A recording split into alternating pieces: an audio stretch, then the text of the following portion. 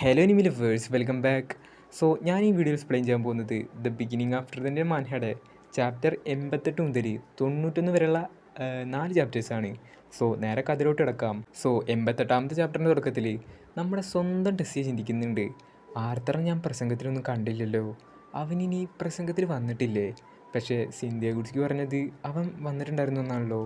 പക്ഷേ ഞാൻ അവനെ കണ്ടിട്ടില്ല. ഇനി ആർത്തറിനെ ഞാൻ കാണുകയാണെങ്കിൽ അവനോട് ഞാൻ എങ്ങനെയാണ് സംസാരിക്കേണ്ടത്? കൂളായി നിന്ന് സംസാരിക്കണോ, അതോ കൂടുതൽ ഫ്രണ്ട്ഷിപ്പ് കാണിച്ച് കെട്ടിപ്പിടിച്ചുകൊണ്ട് സംസാരിക്കണോ, അതോ ഇനി അവനായിരിക്കും എന്നെ ആദ്യം കാണുന്നത്? അങ്ങനെയാണെങ്കിൽ ആർത്തർ എങ്ങനെയായിരിക്കും എന്നോട് സംസാരിക്കുന്നത്? എനിക്ക് എന്തൊക്കെ പോലെ തോന്നുന്നുണ്ട്. എത്രയും പെട്ടെന്ന് തന്നെ എനിക്ക് ആർത്തറിനെ കാണണം. അപ്പോൾ നമ്മുടെ ടെസ്സിയുടെ ഒപ്പമുള്ള ഒരാൾ വിളിക്കുന്നുണ്ട്. പ്രസിഡൻറ്റ്, നിങ്ങൾക്ക് കുഴപ്പമൊന്നുമില്ലല്ലോ? വേണമെങ്കിൽ ഇന്നത്തെ മീറ്റിങ്ങുകളൊക്കെ മാറ്റി വെക്കാം. അപ്പോൾ നമ്മുടെ ടെസ്സി പറയുന്നുണ്ട്, വേണ്ട, ഇന്നത്തെ മീറ്റിംഗ് ഒന്നും മാറ്റി വെക്കണ്ട, എനിക്കിന്ന് കുറേ കാര്യങ്ങൾ ചെയ്യാനുണ്ട്. ഇതേ സമയത്ത് നമ്മുടെ ആർത്തർ നിക്കോളസും അവിടെ ഫൈറ്റ് ചെയ്യുന്നുണ്ട്. ഇവർ രണ്ടുപേരും ഫൈറ്റ് ചെയ്യുന്നത് നമ്മുടെ ടെസ്സിയെ കാണുന്നുണ്ട്. അതുപോലെ അവളുടെ ഒപ്പം ഉണ്ടായിരുന്ന അവളുടെ ക്ലാസ്മേറ്റ് ക്ലൈവും കാണുന്നുണ്ട്. അപ്പോൾ ക്ലൈവ് പറയുന്നുണ്ട്, ആ കുട്ടി ഡ്രെയിൽ ഹൗസിലെ നിക്കോളസ് ആണ്. കഴിഞ്ഞ വർഷം വന്ന ഒരു കുട്ടിയാണ് അവനൊരു നല്ല സ്റ്റുഡൻ്റാണ്. പിന്നെ ആ ചുവന്ന മുടിയിലുള്ള ആൺകുട്ടി അവനൊരു ഫസ്റ്റ് ഇയർ ആണെന്ന് തോന്നുന്നത്. പക്ഷേ അവനെ പ്രഭുക്കന്മാരുടെ ഇടയിലൊന്നും ഞാൻ കണ്ടിട്ടില്ല. അവൻ ചിലപ്പോൾ ഒരു സാധാരണ കുട്ടിയായിരിക്കും.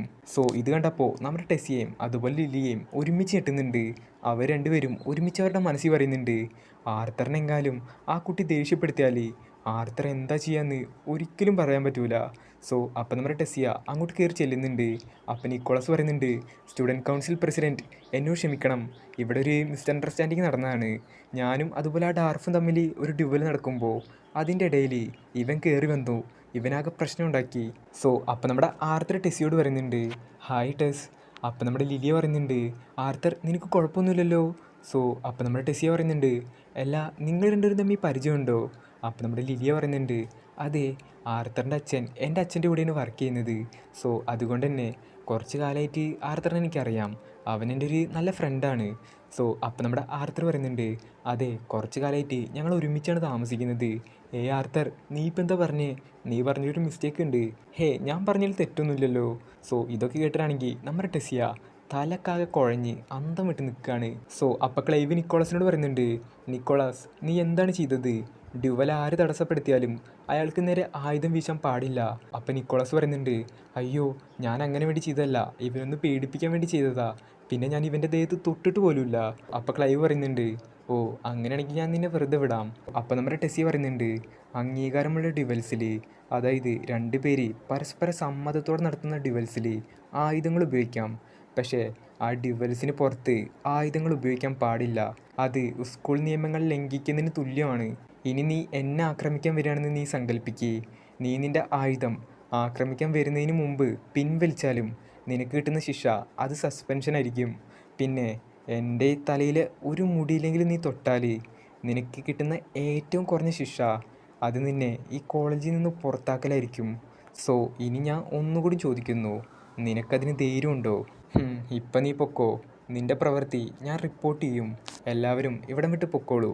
പിന്നെ നീ എന്തിനാണ് ആദ്യത്തെ ദിവസം തന്നെ വഴക്കുണ്ടാക്കുന്നത്? എന്നിട്ട് അവളുടെ മൈൻഡിൽ എന്തിക്കുന്നുണ്ട്, ഒരു ലോ പ്രൊഫൈൽ മെയിൻറ്റെയിൻ ചെയ്തിട്ട് സൂക്ഷിച്ച് നടക്കാനാണ് മുത്തശ്ശൻ നിന്നോട് പറഞ്ഞത്. ഒരു സീനിയേഴ്സിനൊക്കെ ഇങ്ങനെ എടുത്ത് അടിക്കുകയാണെങ്കിൽ എന്താണ് സംഭവിക്കുക? അപ്പോൾ നമ്മുടെ ആർത്തർ പറയുന്നുണ്ട്, നീയും ഇപ്പം നടന്നൊക്കെ കണ്ടല്ലേ, എന്നിട്ട് നീ ഇങ്ങനെയാണോ പറയുന്നത്? അതൊന്നും എനിക്കറിയണ്ട, അതൊരു പ്രശ്നമല്ല. നിനക്കിപ്പോഴും കാര്യങ്ങളൊന്നും മനസ്സിലായിട്ടില്ലേ? ആ നിക്കോളാസ് ഡ്യുവൽ കഴിഞ്ഞതിന് ശേഷവും ആ ഡാർഫിനെ അറ്റാക്ക് ചെയ്തു. ഞാനത് തടഞ്ഞില്ലായിരുന്നെങ്കിൽ അവൻ ആ ഡാർഫിനെ തല്ലിയേനെ. അത് വലിയൊരു പ്രശ്നമാകും. ആ പ്രശ്നം നിൻ്റെ തലയ്ക്ക് തന്നെ വരാൻ പോവുക. അതുകൊണ്ടാണ് ഞാൻ ചെയ്തത് നല്ലൊരു കാര്യമാണ്. അപ്പം നമ്മുടെ എലീജ് പറയുന്നുണ്ട്, പോട്ടെ ആർത്തർ, നീ അത് വിട്, പ്രസിഡൻറ്റ് പറഞ്ഞാലും കാര്യമുണ്ട്. അപ്പം നമ്മുടെ ആർത്തർ അവിടുന്ന് ദേഷ്യപ്പെട്ടുകൊണ്ട് പോകുന്നുണ്ട്. അപ്പം ക്ലൈവ് അവൻ്റെ ഷോൾഡറിൽ പിടിച്ചുകൊണ്ട് പറയുന്നുണ്ട്, നിൽക്ക് ഫസ്റ്റ് ഇയർ, നിന്നെ വല്ല തൊഴുത്തിലാണ് അവിടെ വളർത്തിയത്? അപ്പം ടെസ്സിയ പറയുന്നുണ്ട്, വേണ്ട ക്ലൈവ്, അവനെ വിട്ടേക്ക്. ഇല്ല പ്രസിഡൻറ്റ്, ഇവനെപ്പോലുള്ള ഒരുത്തൻ നിങ്ങളെപ്പോലുള്ള ഒരു പ്രസിഡൻറ്റിനോട് എങ്ങനെയാണ് സംസാരിച്ചത്? അതെനിക്ക് മറക്കാനാകില്ല. ഇവനെ ഞാൻ കുറച്ച് മര്യാദ പഠിപ്പിക്കും. എന്തൊരു കഷ്ടമാണ് എല്ലാവരും എൻ്റെ ഷോൾഡറിൽ വന്ന് പിടിക്കുന്നത്. എനിക്കത് തീരെ ഇഷ്ടമല്ല. എന്താണ് നീ പറയുന്നത്? എന്നവൻ പറഞ്ഞു മാത്രമേ ഓർമ്മയുള്ളൂ. അടുത്ത സീനിൽ ഹീസ് ഫ്ലൈയിങ്. എന്നിട്ട് നമ്മുടെ ആർത്തർ അവിടെ നിന്ന് പോകുന്നുണ്ട്. അപ്പോൾ നമ്മുടെ ടെസ്സിയ ആർത്തറ തന്നെ നോക്കി നിൽക്കുന്നുണ്ട്. സോ ആ സീൻ കഴിഞ്ഞ ശേഷം നമ്മുടെ ടെസ്സിയനെ തന്നെ കാണിക്കുന്നുണ്ട്. അയ്യോ അയ്യോ അയ്യോ, എല്ലാം കഴിഞ്ഞു, എല്ലാം പോയി. ഞാൻ അങ്ങനെ പെരുമാറേണ്ട ഒരു കാര്യം ഉണ്ടായിരുന്നില്ല. എന്തിനു ഞാൻ അങ്ങനെ പെരുമാറിയേ? എല്ലാം എല്ലാം എൻ്റെ തെറ്റാ. ഞാൻ ഇത്ര നേരം ആർത്തറെ അന്വേഷിച്ച് നടക്കുകയായിരുന്നു. അവനെ കണ്ടപ്പോൾ ഞാൻ ഇങ്ങനെ പെരുമാറി. പക്ഷേ ഞാൻ ചെയ്തത് അവൻ്റെ നന്മയ്ക്ക് വേണ്ടിയിട്ടാണ്. ആർത്തറിൻ്റെ സ്വഭാവം വെച്ചിട്ട് അവനെന്തെങ്കിലും പ്രശ്നങ്ങൾ ചാടിപ്പെട്ടാൽ പിന്നെ അവന് ലൈബ്രറിയിൽ ആക്സസ് ഉണ്ടാവില്ല, അതുപോലെ അവന് ട്രെയിനിങ് കൊടുക്കില്ല, അവന് ഈ സ്കൂളിൽ നിന്ന് തന്നെ ബാൻ ചെയ്യും. അതുകൊണ്ടാണ് ഞാൻ അവനോട് ഇങ്ങനെ പെരുമാറിയത്. പക്ഷേ ഞാൻ അവനോട് ഇത്ര ഹാർഷായിട്ട് പെരുമാറേണ്ടിയിരുന്നില്ല. എന്തായാലും അവൻ്റെ കയ്യിൽ ആയുധമൊന്നും ഉണ്ടായിരുന്നില്ല. അതൊരു കാരണമല്ല, അവൻ തന്നെ ഒരു ആയുധമാണ്. അവന് വേറെ ആയുധത്തിൻ്റെ ആവശ്യമില്ല. പക്ഷേ എന്നെ ചിന്തിപ്പിക്കുന്ന വേറെ കാര്യം എന്താണെന്ന് വെച്ചാൽ ആ ലിലിയയുടെ ഒപ്പമാണ് ഇപ്പം അവൻ താമസിക്കുന്നത്. ഇവൻ ഏത് നേരത്തും പെണ്ണുങ്ങളുടെ ഒപ്പമാണ്. അന്ന് അഡ്വഞ്ചർ ആവാൻ പോയപ്പോൾ ജാസ്മിൻ്റെ ഒപ്പമായിരുന്നു. ഇവന് ആണുങ്ങളുടെ ഒപ്പമൊക്കെ നടന്നൂടെ? എല്ലാത്തിനും കാരണം മാസ്റ്റർ സിന്ധ്യ ഗുഡ്സ്കിയാണ്. എന്നെ സ്റ്റുഡൻറ്റ് കൗൺസിലിൻ്റെ പ്രസിഡൻ്റാക്കി മാറ്റിയത് സിന്ധ്യ ഗുഡ്സ്കിയാണ്. അതുകൊണ്ടാണ് ഞാൻ എല്ലാവരോടും ഒരുപോലെ പെരുമാറുന്നത്. അല്ലെങ്കിൽ ഞാൻ ആർത്തറിനോട് ഇങ്ങനെ പെരുമാറുമായിരുന്നു. കെട്ടിപ്പിടിച്ചുകൊണ്ട് ഞാൻ അവന് പിന്നെ പരിചയപ്പെടുമായിരുന്നു. പക്ഷേ എല്ലാം പോയി. സോ അപ്പം നമ്മുടെ ടെസ്സിയുടെ വാതിലില്ലേ നമ്മുടെ ക്ലൈവ് മുട്ടുന്നുണ്ട്. പ്രസിഡൻറ്റ്, നിങ്ങൾക്ക് കുഴപ്പമൊന്നുമില്ലല്ലോ? എനിക്കെന്ത് കുഴപ്പം? ഞാനല്ലല്ലോ തലയും കുത്തി വീണത്. അത് ശരിയാണ്. അല്ല, അവൻ ആരായിരുന്നു? അവൻ നിങ്ങളോട് ഒരു ബഹുമാനമില്ലാത്ത പോലെയാണ് സംസാരിച്ചത്. ഡയറക്ടറോട് ഈ കാര്യം പറയണോ? വേണ്ട ക്ലൈവ്, ആ പ്രശ്നമൊക്കെ പരിഹരിച്ചതല്ലേ, ഇനി അത് വിട്ടേക്ക്, അത് പോട്ടെ. സോ അപ്പം നമ്മുടെ ടെസ്സി ചിന്തിക്കുന്നുണ്ട്, എന്തൊരു കുഴപ്പമാണിത്. പക്ഷേ അവൻ എന്തിനത്രക്ക് സുന്ദരനായത്? അവനെ പണ്ടത്തെക്കാളും സുന്ദരനായിട്ടുണ്ട്. അവൻ്റെ ക്ലാസ്സിലെ കുട്ടികളെല്ലാം അവനെ നോക്കുന്നുണ്ടായിരിക്കും. സോ ആ സീൻ കഴിഞ്ഞ ശേഷം നമ്മുടെ ആർത്തറിന് അതുപോലെ എലിജിനെ കാണിക്കുന്നുണ്ട്. എൻ്റെ പൊന്നളിയ, എന്ത് വലിയ കോളേജ് അത്! ഈ കോളേജ് മുഴുവനായിട്ട് കാണണമെങ്കിൽ ഓട്ടോ വിളിച്ച് പോകേണ്ടി വരും. അവർ നമുക്ക് പുതപ്പുകൾ വരെ തന്നിട്ടുണ്ട്. സോ അപ്പം നമ്മുടെ ആർത്തർ ചിന്തിക്കുന്നുണ്ട്, ടെസ്. അതെ, ടെസ് പറഞ്ഞ് തെറ്റൊന്നുമില്ലായിരുന്നു. ഞാൻ എന്തിനാണ് ഇത്ര ദേഷ്യപ്പെട്ടത്? നിൻ്റെ ദേഷ്യമൊക്കെ ഒന്ന് കുറയ്ക്കേ. ടെസ് പറഞ്ഞുകൊണ്ടാണ് ഞാൻ ദേഷ്യപ്പെട്ടത്. എന്തായാലും അത് മറന്നേക്ക്, അത് കഴിഞ്ഞു. ഇനി ടെസ്സിനെ പിന്നെ കാണാം, പിന്നെ സംസാരിക്കാം. സോ അപ്പോൾ അവിടേക്ക് സിന്ധ്യ ഗുഡ്സ്കി വരുന്നുണ്ട്. ഹായ് ആർത്തർ, നിനക്ക് സുഖമല്ലേ? ഞാൻ അകത്തേക്ക് കിടക്കട്ടെ? സോ അപ്പോൾ സിന്ധ്യ ഗുഡ്സ്കി അകത്തേക്ക് കിടക്കുമ്പോൾ നമ്മുടെ എലീജ കാണുന്നുണ്ട്. എനിക്ക് വിശ്വസിക്കാൻ കഴിയുന്നില്ല. സൈറസ് അക്കാദമിയിലെ ഡയറക്ടർ സിന്ധ്യ ഗുഡ്സ്കി അല്ലേ ഇത്? നിങ്ങളെ കണ്ടതിൽ സന്തോഷമുണ്ട്. ഇത് എലീജയല്ലേ? നിന്നെപ്പറ്റി വിൻസെൻ്റ് ഒരുപാട് പറഞ്ഞിട്ടുണ്ട്. സോ അപ്പോൾ നമ്മുടെ ആർത്തർ പറയുന്നുണ്ട്, ദയവായി അകത്തേക്ക് വരൂ സിന്ധ്യ ഗുഡ്സ്കി. സോ അപ്പോൾ എലീജ പറയുന്നുണ്ട്, എന്നാൽ പിന്നെ ഞാൻ താഴെ പോയിട്ട് എന്തെങ്കിലും കുടിക്കാൻ എടുത്തിട്ട് വരാം, നിങ്ങൾ ഇവിടെ തന്നെ ഇരിക്കുക കേട്ടോ. അപ്പോൾ സിന്ധ്യ ഗുഡ്സ്കി പറയുന്നുണ്ട്, ഓക്കെ ഡിയർ. സോ അപ്പോൾ സിന്ധ്യ ഗുഡ്സ്കി നമ്മുടെ ആർത്തറിനോട് പറയുന്നുണ്ട്, എന്നെ സിന്ധ്യ എന്ന് വിളിക്കാനല്ലേ ഞാൻ നിന്നോട് പറഞ്ഞിട്ടുള്ളത്? എനിക്കങ്ങനെ വിളിക്കാൻ പറ്റില്ല എന്ന് ഞാൻ അപ്പം തന്നെ പറഞ്ഞിട്ടില്ലേ? ഓക്കെ. നിൻ്റെ പെറ്റ് മാത്രമല്ല മാറിയത്, നിനക്കൊരുപാട് മാറ്റങ്ങൾ വന്നിട്ടുണ്ട്. പിന്നെ നിൻ്റെ എർത്ത് എലമെൻ്റ് അതുപോലെ വിൻഡ് എലമെൻ്റ്, ഈ 2 എലമെൻ്റ് മാത്രമല്ലോ എനിക്ക് കാണാനുള്ളത്. നീ വല്ല സീൽ ഉപയോഗിക്കുന്നുണ്ടോ? സോ സീൽ എന്താണെന്ന് വെച്ചാൽ, ഇപ്പോൾ 4 എലമെൻ്റ് ഉപയോഗിക്കുന്ന ഒരാളാണെങ്കിൽ അവരിൽ 2 എലമെൻ്റ് അല്ലെങ്കിൽ 1 എലമെൻ്റ് മാത്രമേ കാണിക്കത്തുള്ളൂ. സോ അതിനാണ് ഈ സീൽ ഉപയോഗിക്കുന്നത്. അതിലെനിക്ക് നിരാശയില്ല എന്ന് പറയാൻ കഴിയില്ല. നിന്നെ ഒരു കോൺട്രാ എലമെൻ്റൽ ഓഗുമെൻ്ററായിട്ട് കാണിക്കാനാണ് ഞാൻ ആഗ്രഹിച്ചത്. കോൺട്രാ എലമെൻ്റ് എന്ന് വെച്ചിട്ടുണ്ടെങ്കിൽ 4 എലമെൻ്റ് ഉപയോഗിക്കുന്ന ആൾ. നീ ഇവിടെ ചേർന്നിരിക്കുന്നത് ഒരു സ്കോളർ മേജ് ആയിട്ടാണല്ലേ? അതിലെനിക്ക് സന്തോഷമുണ്ട്, ഞാൻ വിചാരിച്ചതുപോലെ തന്നെ. സോ അപ്പോൾ നമ്മുടെ ആർത്തർ പറയുന്നുണ്ട്, നിങ്ങളെപ്പോഴെങ്കിലും കാണുകയാണെങ്കിൽ ഈ കാര്യം പറയാമെന്ന് ഞാൻ വിചാരിച്ചതാണ്. പക്ഷേ എന്താ പ്രശ്നം എന്ന് വെച്ചാൽ, ഞാനൊരു അഡ്വഞ്ചറായിരുന്നപ്പോൾ ഒരു വല്ലാത്തൊരു ശത്രുവിനെ കിട്ടി. സോ അവൻ ഈ കോളേജിൽ പഠിക്കുന്നുണ്ട്. അവനെന്നെ സംശയിക്കാതിരിക്കാനാണ് ഞാൻ എൻ്റെ 2 എലമെൻ്റ് മറച്ചു വെച്ചത്. സോ അപ്പോൾ സിന്ധ്യ ഗുഡ്സ്കി പറയുന്നുണ്ട്, ഒരു ലാൻസിൻ്റെ സഹോദരനെയും അതുപോലെ തന്നെ ഏറ്റവും സ്വാധീനമുള്ള സൈനിക കുടുംബമായ വൈക്സ് കുടുംബത്തിലെ അവകാശിയെയും നീ ഒരു പ്രശ്നക്കാരനായ ശത്രുവായിട്ട് കാണുന്നുണ്ടെങ്കിൽ നിൻ്റെ ഭാവിയിൽ എത്ര ശത്രുക്കൾ നിനക്കുണ്ടാകും എന്നോർത്ത് എനിക്ക് പേടിയാവുന്നു ആർത്തർ. സോ അപ്പോൾ നമ്മുടെ ആർത്തർ പറയുന്നുണ്ട്, ഈ കാര്യങ്ങളൊക്കെ നിങ്ങളോട് അവർ പറഞ്ഞല്ലേ? ഓക്കെ, അതിനെക്കുറിച്ച് നിങ്ങൾ വിഷമിക്കേണ്ട. പക്ഷേ സ്കൂൾ ജീവിതത്തെക്കുറിച്ച് പറയുമ്പോൾ നിങ്ങളെനിക്ക് കുറച്ച് സഹായങ്ങൾ ചെയ്തു തരേണ്ടി വരും. എന്താണ് ആർത്തർ ഞാൻ നിനക്ക് ചെയ്തു തരേണ്ടത്? എനിക്ക് ഹയർ ലെവലിലുള്ള മാന തിയറി ക്ലാസ്സസ്, പ്രത്യേകിച്ച് ഡെവിയൻസിനെ കുറിച്ചുള്ള ക്ലാസ്സുകൾ എടുക്കണം. സോ അപ്പോൾ സിന്ധ്യ ഗുഡ്സ്കി പറയുന്നുണ്ട്, അത് വലിയ കാര്യമൊന്നുമല്ല. പക്ഷേ നീ അക്കാദമിയിൽ ഇത്ര വൈകി ചേരാനുള്ള കാരണം നിൻ്റെ സമപ്രായക്കാരുടെ ഒപ്പം നിനക്ക് പഠിക്കാനാണ് എന്നാണ് ഞാൻ വിചാരിച്ചത്. ഞാൻ എൻ്റെ പ്രായത്തിലുള്ള വിദ്യാർത്ഥികൾക്കൊപ്പം സാധാരണ ക്ലാസ്സുകൾ എടുക്കും. അത് കഴിഞ്ഞതിന് ശേഷം ഈ ക്ലാസ്സും ഞാൻ എടുക്കും. ഡെവിയൻ്റ് മാന കൈകാര്യം ചെയ്യുന്നതിനെക്കുറിച്ച് എനിക്ക് കൂടുതൽ പഠിക്കാനുണ്ട്. കാരണം ഈ ഇടയായിട്ട് എനിക്കതിലൊരു പരിമിതി ഉണ്ടായി. അപ്പോൾ നമ്മുടെ ആർത്തർ അവൻ്റെ മൈൻഡിലും ചിന്തിക്കുന്നുണ്ട്, എൻ്റെ പഴയ വേൾഡിൽ ഡെവിയൻ്റ് മാജിക് പോലത്തൊരു മാജിക് ഉണ്ടായിരുന്നില്ല. അതുകൊണ്ട് തന്നെ എനിക്കിത് കൈകാര്യം ചെയ്യാൻ നല്ല ബുദ്ധിമുട്ടുണ്ടായി. അപ്പോൾ സിന്ധ്യാകുസ്കി പറയുന്നുണ്ട്, ഓ ആ കാര്യം ഞാൻ ശരിയാക്കി തരാം. പിന്നെ അപ്പർ ക്ലാസ്സിലുള്ള മേജസിൻ്റെ ബാറ്റൽസ് നിരീക്ഷിക്കാനുള്ള ഒരു പാസും ഞാൻ നിനക്ക് നൽകാം. അപ്പോൾ നമ്മുടെ ആർത്തർ പറയുന്നുണ്ട്, ഓക്കെ അതെന്തായാലും നന്നായി. അപ്പോൾ നമ്മുടെ എലീജ അങ്ങോട്ട് വരുന്നുണ്ട്. ആർത്തർ ലെയ്വിൻ, നീ ഡയറക്ടറോട് അപമര്യാദയായിട്ട് പെരുമാറുകയാണ്. അങ്ങനെയൊന്നുമില്ല എലീജ, ആർത്തർ നല്ലപോലെയാണ് പെരുമാറിയത്. ഓ അങ്ങനെയാണല്ലേ, എന്നാൽ പിന്നെ ഓക്കെ. എന്നിട്ട് സിന്ധ്യാകുസ്കി ആർത്തറോട് പറയുന്നുണ്ട്, ആർത്തർ നീ സ്റ്റുഡൻറ്റ് കൗൺസിലിനെ കുറിച്ച് കേട്ടിട്ടില്ലേ? അതുപോലത്തെ ഒരു കൗൺസിൽ ഈ വർഷം ഞാൻ തുടങ്ങാൻ ആഗ്രഹിക്കുന്നുണ്ട്. അതിൻ്റെ പേര് ഡിസിപ്ലിനറി കമ്മിറ്റി എന്നാണ്. നീ ആ കമ്മിറ്റിയിൽ ചേരണം. നമ്മുടെ ഈ ചെറിയ സ്കൂളിൽ സമാധാനം നിലനിർത്താനും അതുപോലെ നിയമങ്ങൾ നടപ്പിലാക്കാനും ഒരു കമ്മിറ്റി വേണം. അതിനാണ് ഞാൻ ഡിസിപ്ലിനറി കമ്മിറ്റി തുടങ്ങിയിരിക്കുന്നത്. എല്ലാ ഫസ്റ്റ് ഇയറിലുള്ള വിദ്യാർത്ഥികൾ ഇതിൽ ചേർക്കുമോ? അതുമാത്രമല്ല, ഞാനൊരു ബാറ്റിൽ മേജല്ല, ഞാനൊരു സ്കോളർ മേജാണ്. ആർത്തർ, ഇതെൻ്റെ സ്കൂളാണ്, ഞാൻ പറയുന്നതാണ് ഇവിടെ നിയമം. അപ്പോൾ നമ്മുടെ ആർത്തർ ഇതിൽ നിന്നൊക്കെ ഒഴിഞ്ഞു മാറാൻ ഒരു ട്രിക്ക് ഇടുന്നുണ്ട്. ഓക്കെ അതങ്ങ് മറന്നേക്ക്, എനിക്ക് തിയറി ക്ലാസ് ഒന്നും വേണ്ട, ഞാൻ ലൈബ്രറിയിൽ പുസ്തകങ്ങളൊക്കെ നോക്കി എങ്ങനെയെങ്കിലും പഠിച്ചോണ്ട്. അപ്പോൾ സിന്ധ്യാകുസ്കി പറയുന്നുണ്ട്, ഓ പക്ഷേ ഒരു പ്രശ്നമുണ്ടല്ലോ ആർത്തർ, താഴ്ന്ന ക്ലാസ്സിലുള്ള ആൾക്കാർക്ക് ആ പുസ്തകം തൊടാൻ പറ്റില്ല, ഉയർന്ന ക്ലാസ്സിലുള്ള ആൾക്കാർക്കും തൊടാൻ പറ്റില്ല, ഒരു ഡെവിയൻ്റ് ആയാൽ മാത്രമേ അത് തൊടാൻ പറ്റൂ. ഇവർ രണ്ടുപേരും സംസാരിക്കുന്ന കേട്ടിട്ട് നമ്മുടെ എലീജ ചിന്തിക്കുന്നുണ്ട്, ഇവർ രണ്ടുപേരും പഴയ സുഹൃത്തുക്കളും മറ്റുമാണോ? അപ്പോൾ സിന്ധ്യാകുസ്കി പറയുന്നുണ്ട്, അതുമാത്രമല്ല ഡിസിപ്ലിനറി കമ്മിറ്റി അംഗങ്ങളെ അവരുടെ ശക്തി നോക്കിയാണ് തിരഞ്ഞെടുക്കുന്നത്. അതിനാൽ നിനക്ക് സ്ഥിരമായി ഏറ്റുമുട്ടാനും അതുപോലെ ഓരോ കാര്യങ്ങളും പഠിക്കാനും വേണ്ടി നിനക്ക് പറ്റിയ സമപ്രായക്കാർ അവിടെ ഉണ്ടാകും. പിന്നെ ഞാൻ നിനക്ക് ഒരു പ്രൈവറ്റ് ട്രെയിനിങ് ഫെസിലിറ്റി കൂടി നൽകാം. അംഗങ്ങളെ അവരുടെ ശക്തി നോക്കിയാണ് തിരഞ്ഞെടുക്കുന്നതെന്ന് നിങ്ങൾ പറഞ്ഞല്ലോ, അതിനർത്ഥം വൈറ്റ് സോഴ്സിൽ നിന്ന് നല്ല നിർബന്ധം ഉണ്ടായിട്ടും ഞാൻ ലൂക്കാസിനൊരു സാധനം കൊടുത്തില്ല. കാരണം നീ ചേരുമെന്ന് എനിക്ക് പ്രതീക്ഷ ഉണ്ടായിരുന്നു. ഓ നിങ്ങൾ ശരിക്കും പ്രിപ്പയർ ആയിട്ടാണല്ലേ വന്നത്. പക്ഷേ ആ പരിശീലന കേന്ദ്രം മാനസമ്പന്നമായ ഒന്നായിരിക്കണം. അതൊക്കെ ഞാൻ എപ്പോഴോ ചെയ്തു ആർത്തർ. പിന്നെ നിനക്ക് ഒരു യൂണിഫോം ഉണ്ട്, ഇതാണ് ഡിസിപ്ലിനറി കമ്മിറ്റിയുടെ യൂണിഫോം, ഇത് നീ ഇട്ടോ. പിന്നെ ആർത്തർ, നിനക്ക് സ്റ്റുഡൻറ്റ് കൗൺസിൽ പ്രസിഡൻറ്റ് ടെസിയോ ആയിട്ട് എന്തെങ്കിലും പ്രശ്നമുണ്ടോ? പ്രശ്നമുണ്ടെങ്കിൽ നീ എല്ലാം അത് പറഞ്ഞു തീർക്കണം. കാരണം നിൻ്റെ കുട്ടിക്കാല സുഹൃത്തിനോട് ദേഷ്യപ്പെട്ടിരിക്കുന്നത് അത്ര നല്ല കാര്യമല്ല. എന്ത്, ടെസിയ എറാലിത്ത് നിൻ്റെ ഫ്രണ്ടാണോ ആർത്തർ എന്ന് പറഞ്ഞിട്ട് നമ്മുടെ എലീജ കിട്ടുന്നുണ്ട്. ആ സീൻ കഴിഞ്ഞതിന് ശേഷം നമ്മുടെ ആർത്തർ എലീജ നടക്കുന്നുണ്ട്. സോറി എലീജ, ഞാൻ ഈ കാര്യം എന്നോട് പറയാൻ വിചാരിച്ചിരുന്നു. അത് കുഴപ്പമില്ലടാ, എന്തായാലും ഞാൻ അറിഞ്ഞല്ലോ. എനിക്കുണ്ടായിരുന്നു ഒരു ചൈൽഡ്ഹുഡ് ഫ്രണ്ട്, അവളുടെ പേര് എൽഗാത്ത് എന്നായിരുന്നു. അവളുടെ പേരിട്ടിട്ട് അവളൊരു സുന്ദരിയാണെന്ന് തോന്നുന്നു, അല്ലേടാ എലീജ? അപ്പോൾ നമ്മുടെ എലീജ പറയുന്നുണ്ട്, പ്രിൻസസ് കാത്തലീൻ, പിന്നെ ലിലിയ, ഇപ്പോഴത്തെ പ്രിൻസസ് ടെസിയയും. നീ എത്ര പേരടാ വളച്ചിരിക്കുന്നത്? അടുത്തത് നീ വല്ല ദൈവങ്ങളെ വളക്കാൻ പോവോ?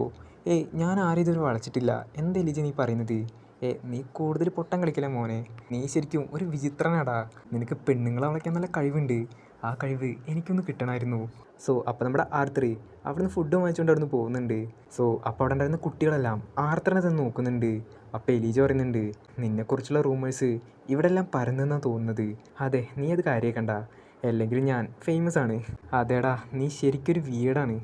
അപ്പോൾ നമ്മുടെ ആർത്തർ എലീജൻ ഫുഡ് കഴിച്ചുകൊണ്ടിരിക്കുമ്പോൾ ഒരുത്തം വന്ന് നമ്മുടെ എലീജോട് പറയുന്നുണ്ട്, നീ നിൻ്റെ കൂടെ ഇരിക്കുന്നവനുമായിട്ട് സമയം കളയാതെ ഞങ്ങളുടെ ഗ്രൂപ്പിൽ ചേർന്നോ. എൻ്റെ പേര് ചാൾസ് റേവൻപോർ, പ്രശസ്തമായ റേവൻപോർ ഹൗസിൽ നിന്നാണ് ഞാൻ വരുന്നത്. നിങ്ങളെൻ്റെ ഹൗസിനെ കുറിച്ച് ഒരുപാട് കേട്ടിട്ടുണ്ടാകും അല്ലേ?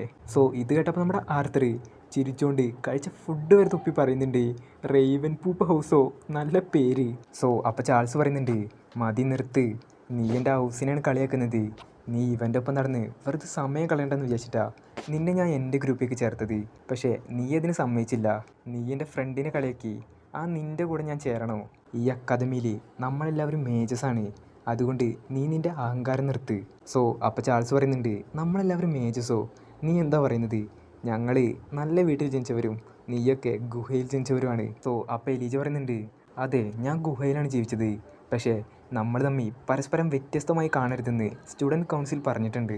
തീർച്ചയായിട്ടും അവരെല്ലാവരും അങ്ങനെ പറയും, അതൊക്കെ വെറും രാഷ്ട്രീയം മാത്രമാണ്. പക്ഷേ യാഥാർത്ഥ്യം അതൊന്നല്ല. നിനക്ക് ഞങ്ങൾ തമ്മിലുള്ള വ്യത്യാസം മനസ്സിലാക്കണമെങ്കിൽ അത് പറഞ്ഞു മനസ്സിലാക്കാൻ പറ്റില്ല, ഞാൻ കാണിച്ചു തരാം എന്ന് പറഞ്ഞിട്ട് ചാൾസ് നമ്മുടെ ആർത്തറിനെ അറ്റാക്ക് ചെയ്യാൻ പോകുന്നുണ്ട്.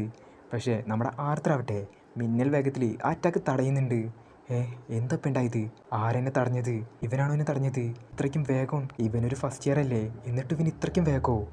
എന്നിട്ട് ചാൾസ് നമ്മുടെ ആർത്തറിനെ അറ്റാക്ക് ചെയ്യാൻ വരുന്നുണ്ട്. അപ്പം നമ്മുടെ എലീജ ആർത്തറിൻ്റെ മുമ്പിൽ വന്ന് നിൽക്കുന്നുണ്ട്.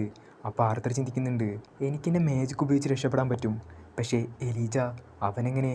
അപ്പം നമ്മുടെ എലീജ അവൻ്റെ മാജിക് ഉപയോഗിച്ചുകൊണ്ട് ഒരു വള്ളി ഉണ്ടാക്കിയിട്ട് അതിൽ ആ ചാൾസിനെ കെട്ടിയിടുന്നുണ്ട്. മറ്റേ എൽഡർവുഡ് ഗാർഡിൻ്റെ മാജിക്ക്. അപ്പം ചാൾസ് പറയുന്നുണ്ട്, ഇതെന്താണിത്? എന്നെ വിട്.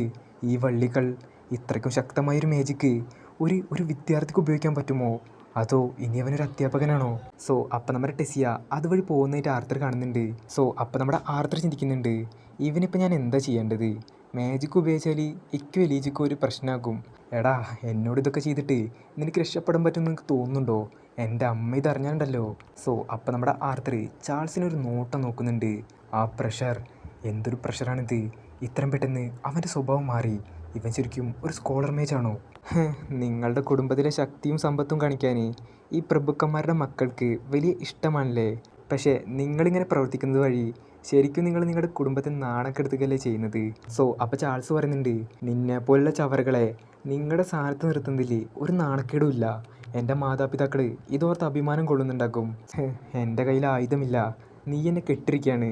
നീ ഇപ്പം എന്നെ എന്ത് ചെയ്താലും അതിൻ്റെ പ്രശ്നം നിനക്കായിരിക്കും. എല്ലാവരും ഇത് കാണുന്നുണ്ട്. അപ്പം നമ്മുടെ ആർത്തർ പറയുന്നുണ്ട്, നിന്നെ പോലെ ഒരുത്തന് അടിയേക്കാൾ നല്ല മരുന്നുണ്ട്, ഇപ്പം കാണിച്ചു തരാം എന്ന് പറഞ്ഞ് നമ്മുടെ ആർത്തർ അവൻ്റെ ഫാൻറ്റ് വരുന്നുണ്ട്. ഇത് കണ്ടിട്ട് അവിടെ നിന്ന് എല്ലാവരും ചിരിക്കുന്നുണ്ട്. അപ്പം നമ്മുടെ ആർത്തർ എലീജയോട് പറയുന്നുണ്ട്, എലീജ ഒരു മിനിറ്റ്, ഞാനിപ്പോൾ വരാം, നീ ഇവിടെ നിൽക്ക്. ഓക്കേടാ, ഞാനിവിടെ ഉണ്ടാക്കും. എന്നിട്ട് നമ്മുടെ ആർത്തർ ടെസിയെ കാണാൻ വേണ്ടി പോകുന്നുണ്ട്. അവളവിടെ ഇരിക്കുന്നുണ്ട്. എന്നിട്ട് അവൻ അവളോട് പറയുന്നുണ്ട്, ടെസിയ, എന്നെ സഹായിച്ചതിന് നന്ദിയുണ്ട്.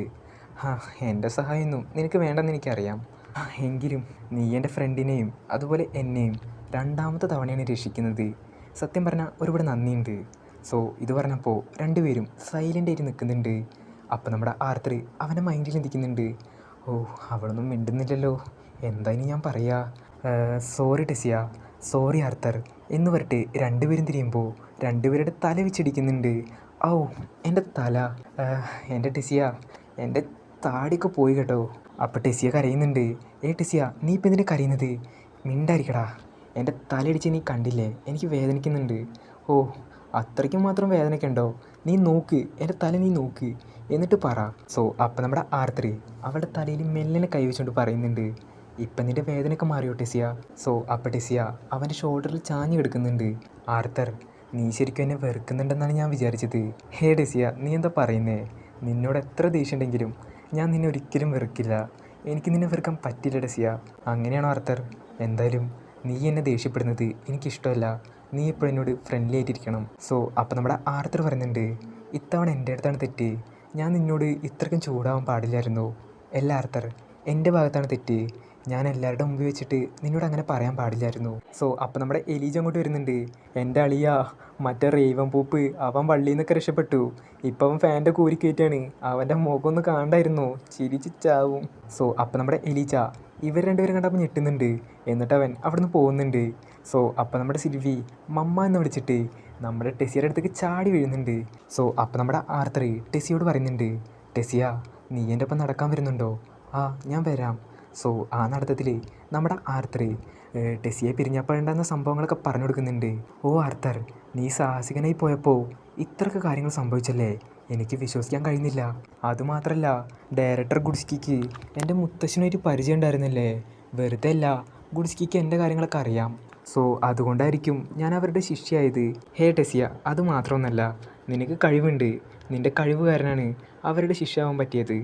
അപ്പം നമ്മുടെ ടെസിയ അവളുടെ മനസ്സിൽ ചിന്തിക്കുന്നുണ്ട്, ഞാൻ അവസാനമായി അവനെ കണ്ടതിനേക്കാൾ അവൻ ഒരുപാട് മാറിപ്പോയിരിക്കുന്നു. ഇപ്പം അവൻ ഒരു പുതിയ വ്യക്തിയാണ്. അതുമാത്രമല്ല, അവൻ കൂടുതൽ സൗന്ദര്യം വെച്ചിട്ടുണ്ട്. എനിക്ക് ആ ജാസ്മിനെ കുറിച്ച് അസൂയയാണ്.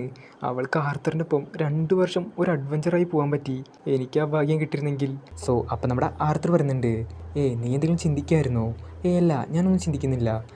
എന്നാൽ പിന്നെ നമ്മൾ സ്ഥലത്തെത്തി. പിന്നെ ഞാൻ സിന്ധ്യ ഗുഡ്സ്കിന്ന് ഒരു കാര്യം അറിഞ്ഞു. നീ ഒരു ഡ്യുവൽ എലമെൻറ്റ് മേജാണല്ലേ? എന്നാൽ പിന്നെ ഞാൻ നിനക്കൊരു സമ്മാനം തരാം. നിനക്ക് ഇതിനേക്കാൾ നല്ല സമ്മാനം എനിക്ക് തരാൻ കഴിയില്ല എന്ന് പറഞ്ഞ് നമ്മുടെ ആർത്തർ ആ എൽഡർവുഡ് ഗാർഡിൻ്റെ ബീസ്റ്റ് കോർ നൽകുന്നുണ്ട്. എന്നാൽ ശരി ടെസിയ, നീ പോയി ഉറങ്ങിക്കോ. നാളെ നമ്മൾക്ക് രണ്ടുപേർക്കും ഒരു പ്രധാനപ്പെട്ട ദിവസമാണ്. ശരി, പിന്നെ കാണാം ആർത്തർ. സോ അപ്പം നമ്മുടെ ടെസിയ അവളുടെ മൈൻഡിൽ ഇരിക്കുന്നുണ്ട്, ഇത്രയ്ക്കും വിലയേറിയ സമ്മാനം നീ എത്ര സിമ്പിളായിട്ട് എനിക്ക് തന്നത്. സോ അപ്പം നമ്മുടെ ആർത്തർ അവൻ്റെ വീട്ടിലോട്ട് പോകുന്നുണ്ട്. അപ്പം നമ്മുടെ എലീജ ആവട്ടെ അവിടെ ഫുള്ള് പുതച്ച് കിടക്കുന്നുണ്ട്. പെട്ടെന്ന് എലീജയുടെ മുഖം കണ്ടപ്പോൾ നമ്മുടെ ആർത്തർ ഞെട്ടുന്നുണ്ട്. എൻ്റെ അളിയ എന്താ നിനക്ക് വെറുതെ പേടിപ്പിക്കാനായിട്ട്. ഹാ അതൊക്കെ അവിടെ ഇരിക്കട്ടെ, സാറിപ്പോൾ ഇവിടെ വന്നിരുന്നേ, എന്നിട്ട് ഇന്ന് നടന്ന കാര്യങ്ങളൊക്കെ വിശദീകരിച്ച് പറയും. നിങ്ങൾ ചെറുപ്പം തൊട്ട് സുഹൃത്തുക്കളായിരുന്നെങ്കിലും ചന്ദ്രദേവത നിങ്ങളുടെ തോളിൽ തല ചായ്ച്ച് കിടക്കുന്നത് ഞാൻ കണ്ടതാ. ചന്ദ്രദേവതയോ? അതാരാ? നിനക്കിതൊന്നും അറിയില്ലേ? ഇവിടുത്തെ സ്റ്റുഡൻറ് കൗൺസിൽ പ്രസിഡൻ്റ് ആയിട്ടുള്ള ടെസിയേനെ ചന്ദ്രദേവത എന്നാണ് വിളിക്കുന്നത്. ചന്ദ്രദേവതയോ? അവളെന്തിനാ അങ്ങനെ വിളിക്കുന്നത്? എടാ മന്ദബുദ്ധി പൊട്ടാ, അവളെ കാണാൻ ചന്ദ്രനെ പോലെയാണുള്ളത്, അതുകൊണ്ട് അങ്ങനെ വിളിക്കുന്നത്. ചന്ദ്രനെ കാണുമ്പോൾ നമുക്കതിനെ പിടിക്കാൻ പറ്റുന്നൊക്കെ നമുക്ക് തോന്നും, പക്ഷേ ഒരിക്കലും ചന്ദ്രനെ തൊടാൻ പോലും പറ്റില്ല. പക്ഷെ നീ ചന്ദ്രനെ തൊടുക മാത്രമല്ല, ചന്ദ്രൻ നിൻ്റെ മേത്ത് അല്ല ഷോൾഡറിൽ കിടന്നു. സോ അപ്പം നമ്മുടെ ആർത്തർ ഒരു തലവണ എടുത്തുകൊണ്ട് എലീജ എറിയുന്നുണ്ട്. എടാ പോയി കിടക്ക്, നിനക്ക് വേറെ പണിയില്ലേ. സോ ആ സീൻ കഴിഞ്ഞ ശേഷം ഇപ്പം രാവിലെ ആയിട്ടുണ്ട്. സോ അപ്പം നമ്മുടെ ആർത്തർ ആവട്ടെ സ്കൂളിലോട്ട് പോകുന്നുണ്ട്. സിൽവി, നമ്മൾ അവസാനം ഇവിടെ എത്തിയിരിക്കുന്നു. ഇനി സൈറസ് അക്കാദമിയിലെ ശക്തരായ മേജസ് എങ്ങനെയുണ്ടെന്ന് നമുക്ക് നോക്കാം എന്ന് പറഞ്ഞ ആർത്തർ അവിടെ ഉണ്ടായിരുന്നൊരു വാതിൽ തുറക്കുമ്പോൾ ഒരു സിംഹം ഗർജിച്ചുകൊണ്ട് അവൻ്റെ നേരെ വരുന്നുണ്ട്. പക്ഷെ നമ്മുടെ ആർത്തർ ആവട്ടെ ഒന്നും പേടിക്കാതെ കൂളായി നിൽക്കുന്നുണ്ട്. ഞാൻ പ്ലാൻ ചെയ്ത പോലെയല്ല കാര്യങ്ങൾ നടന്നത്, നീ ഒട്ടും പേടിച്ചിട്ടില്ല. എൻ്റെ ധൈര്യം എത്ര ഉണ്ടെന്ന് നോക്കിയതാണല്ലേ. അങ്ങനെയും പറയാം. ഡയറക്ടർ ഗുഡ്സ്കെ രസകരമായ ഒരാളെ തിരഞ്ഞെടുത്തെന്ന് തോന്നുന്നു. അത് കഴിവിൻ്റെ അടിസ്ഥാനത്തിലാക്കാം, അല്ലെങ്കിൽ ഒരു പക്ഷേ മറ്റെന്തെങ്കിലും ബന്ധം. രക്തത്തിന് നുണ പറയാൻ കഴിയില്ലല്ലോ. ക്ഷമിക്കണം, എനിക്ക് മനസ്സിലായില്ല. ഒന്നുമില്ല, വെറും ഒരു പഴഞ്ചൊല്ല് പറഞ്ഞതാ. എന്തായാലും എൻ്റെ പേര് കായ് ക്രിസ്റ്റലസ്, 4ാം വർഷ വിദ്യാർത്ഥിയാണ്. നിങ്ങൾക്കെന്നെ കായ് എന്ന് വിളിക്കാം. ആയിക്കോട്ടെ, എൻ്റെ പേര് ആർത്തർ ലേവിൻ. നിങ്ങളെ പരിചയപ്പെട്ടതിൽ എനിക്ക് സന്തോഷമുണ്ട്. പിന്നെ ഇതെൻ്റെ പെറ്റ് സിൽവി. ഗ്രാവ്ഡറിനെ വരെ കീഴ്പ്പെടുത്താൻ പറ്റിയ മൃഗം, ഇത് ഏത് മൃഗമാണ്? സോ അപ്പൊരാൾ പറയുന്നുണ്ട്, അടുത്തൊരു സുന്ദരനായ പയ്യൻ. എന്തുകൊണ്ടാണ് ഈ കമ്മിറ്റിയിൽ കൂടുതൽ യഥാർത്ഥ പുരുഷന്മാരില്ലാത്തത്? എൽഗാർത്തല്ലേ ഇത്? എൻ്റെ പേര് എൽഗാർത്തൊന്നല്ല, എൻ്റെ പേര് ഡൊറേഡ്രിയ ഒഡേക്കാർഡ്, 1ാം വർഷ വിദ്യാർത്ഥിയാണ്. നിങ്ങളെ കണ്ടതിൽ സന്തോഷം ഡൊറേഡ്രിയ. എൻ്റെ പേര് ആർത്തർ ലേവിൻ. നിങ്ങളെപ്പോലെ തന്നെ ഒരു 1ാം വർഷ വിദ്യാർത്ഥിയാണ് ഞാനും. നമുക്ക് കൂട്ടുകാരാവാം. സോ അപ്പോൾ കായ് പറയുന്നുണ്ട്, എല്ലാവരും വരൂ, മറ്റ് DC ഓഫീസർമാർ മറ്റേ റൂമിൽ കാത്തിരിക്കുന്നുണ്ട്. സോ അങ്ങനെ നമ്മുടെ ആർത്തർ മറ്റേ റൂമിലേക്ക് പോകുമ്പോൾ അവിടെ പ്രിൻസ് കർട്ടീസ് ഉണ്ട്. ആർത്തർ, ഇത് നീയാണല്ലേ? പ്രിൻസ് കർട്ടീസ്, ഞാൻ നിന്നെ കണ്ടിട്ട് സർപ്രൈസ് ആയിട്ടില്ലല്ലോ. ഇത് ഗ്രാവ്ഡറല്ലേ? കായ് നിന്നെ പേടിപ്പിക്കാൻ വേണ്ടിയിട്ടാണ് ഗ്രാവ്ഡറിനെ കൊണ്ടുപോയത്. പക്ഷേ നീ പേടിച്ചിട്ടൊന്നുമില്ലല്ലോ, എല്ലാം വിപരീതമായിട്ടാണ് നടന്നത്. അപ്പം ഇതാണല്ലേ നിൻ്റെ പെറ്റ്? അന്ന് ലേലത്തിൽ വാങ്ങിയ ആ വേൾഡ് ലയൺ? അതെ, ഇവൻ തന്നെയാണ്. ഇവനൊരു A ക്ലാസ് മാനബീസ്റ്റാണ്. സോ അപ്പം നമ്മുടെ ആർത്തർ പ്രിൻസസ് കർട്ടീസിന് കൈ കൊടുക്കുന്നുണ്ട്. നിങ്ങളെ വീണ്ടും കാണാൻ പറ്റിയതിൽ വളരെ സന്തോഷമുണ്ട്. എനിക്കും അതുപോലെ തന്നെ. പിന്നെ ഡിസിപ്ലിനറി കമ്മിറ്റിയിലേക്ക് നിങ്ങൾക്ക് സ്വാഗതം. സോ ഇത് കണ്ടിട്ട് ഒഡേക്കാർഡ് അവിടെ അന്തം വിട്ട് നിൽക്കുന്നുണ്ട്. നിങ്ങൾ തമ്മിൽ പരിചയമുണ്ടോ? ഞങ്ങൾ തമ്മിൽ പരിചയമുണ്ട്, എന്നെ മാത്രമല്ല എന്ന് പറയുമ്പോൾ അവിടേക്ക് നമ്മുടെ പ്രിൻസസ് കാത്ലീൻ വരുന്നുണ്ട്. ആർത്തർ, ഇത് നീയല്ലേ? നിന്നെ കണ്ടതിൽ സന്തോഷമുണ്ട്. അതെ പ്രിൻസസ് കാത്ലീൻ, നിങ്ങളെ കണ്ടതിൽ എനിക്കും സന്തോഷമുണ്ട്. സോ അപ്പോൾ അവിടേക്ക് ഒരാൾ വരുന്നുണ്ട്. നിങ്ങളൊരാളെ മറന്നുപോയല്ലേ? കുറേ കാലമായി കണ്ടിട്ട്. ആർത്തർ, സോറി, എനിക്ക് നിങ്ങളെ മനസ്സിലായില്ല. നിനക്കെന്നെ മനസ്സിലായില്ലേ? എൻ്റെ പേര് ഫെയറിത്തി വിസാർ. ഫെയറിസി വിസാറോ? ഞാൻ ആ പേര് കേട്ടിട്ടില്ലല്ലോ. നമ്മുടെ ഫേഫേ അല്ലടാ, എൻ്റെ പേര് ഫെയറിത്താണ്. പിന്നെ നമ്മൾ രണ്ടുപേരും 1ാം വർഷ വിദ്യാർത്ഥിയായിരിക്കാം, പക്ഷേ നിന്നേക്കാളും 1 വയസ്സ് കൂടുതൽ എനിക്കാണ്. അതുകൊണ്ട് ഷോ സം റെസ്പെക്റ്റ് മാൻ. തീർച്ചയായിട്ടും ഞാൻ നിനക്ക് റെസ്പെക്റ്റ് തരാമല്ലോ. പിന്നെ നിന്നെ ഒറ്റയടിക്ക് ഇടിച്ച കാര്യങ്ങളൊക്കെ ഇന്നലെ നടന്ന പോലെ തോന്നുന്നുണ്ട്. എന്ത് രസമായിരുന്നില്ലേ അതൊക്കെ? ആ കാലൊക്കെ ഇനി തിരിച്ചു വരികയാണാവോ? ആർത്തർ, നിനക്കിതിപ്പോൾ ഇവിടെ പറയേണ്ട കാര്യം ഉണ്ടായിരുന്നില്ല. നീ ഈ കാര്യമൊക്കെ വേണച്ചിട്ട് പറയുന്നതല്ലേ? സോ അപ്പോൾ ഒരു പെൺകുട്ടി പറയുന്നുണ്ട്, അപ്പം ഞങ്ങൾ മാത്രമേ നിന്നെ പരിചയപ്പെടാനുള്ളൂ. എൻ്റെ പേര് ക്ലെയർ ബ്ലഡ് ഹാർട്ട്, 6ാം വർഷ ബാറ്റിൽ മേജ് വിദ്യാർത്ഥി. പിന്നെ ഈ ചെറിയ കൂട്ടത്തിൻ്റെ നേതാവും. സോ ഇവളാണ് ഈ ഡിസിപ്ലിനറി കമ്മിറ്റിയുടെ ലീഡർ. എന്താ പറഞ്ഞത്? ബ്ലഡ് ഹാർട്ടോ? നിങ്ങൾ കാസ്പിയൻ ബ്ലഡ് ഹാർട്ടിൻ്റെ ആരെങ്കിലും ആണോ? അതെ, കാസ്പിയൻ ബ്ലഡ് ഹാർട്ടിൻ്റെ അങ്കിളാണ്. നിങ്ങൾക്ക് എൻ്റെ അങ്കിളിനെ അറിയോ? എനിക്ക് കാസ്പിയൻ അറിയില്ല, പക്ഷേ എൻ്റെ അച്ഛൻ അയാളെക്കുറിച്ച് ഒരുപാട് കാര്യങ്ങൾ പറഞ്ഞു തന്നിട്ടുണ്ട്. അങ്ങനെയാണല്ലേ? ഞാൻ മാന ബേക്ക് ചെയ്തതിനു ശേഷം എൻ്റെ അങ്കിളാണ് എനിക്ക് ട്രെയിനിങ് ഒക്കെ തന്നത്. അതുകൊണ്ട് തന്നെ അങ്കിളിൻ്റെ പോലത്തെ ശക്തിയാണ് എനിക്കുള്ളത്. സോ അപ്പോൾ ഒരുത്തൻ പറയുന്നുണ്ട്, ഡിസിപ്ലിനറി കമ്മിറ്റി ഇത്രയ്ക്ക് തരം താണവരെ പോലും റിക്രൂട്ട് ചെയ്യുന്നുണ്ടല്ലേ. സോ അപ്പോൾ നമ്മുടെ ആർത്തർ അയാൾക്ക് കൈ കൊടുക്കുന്നുണ്ട്. ഓ, ഇതൊരു ഗ്രാവിറ്റി മാജിക്കാണ്. ഇവൻ എന്നെ പരീക്ഷിക്കുകയാണോ? മോശമല്ല. ഓ, ആർത്തറിന് സുന്ദരമായ മുഖം മാത്രമല്ല, ശക്തിയുണ്ട്. സോ അപ്പോൾ ക്ലെയർ പറയുന്നുണ്ട്, തീയോ കൈ കൊടുത്തിട്ടും നിനക്കൊന്നും പറ്റിയില്ല അല്ലേ. തീയോ ഇതുപോലെ ഫെയറിത്തിന് കൈ കൊടുത്തു. അപ്പം അവൻ ബോധം കെട്ട് താഴെ വീഴുകയാണ് ചെയ്തത്. ഹേ, ഞാനൊരു കോൺജുററാണ്, അവനൊരു ഓക്കുമെൻറ്ററും.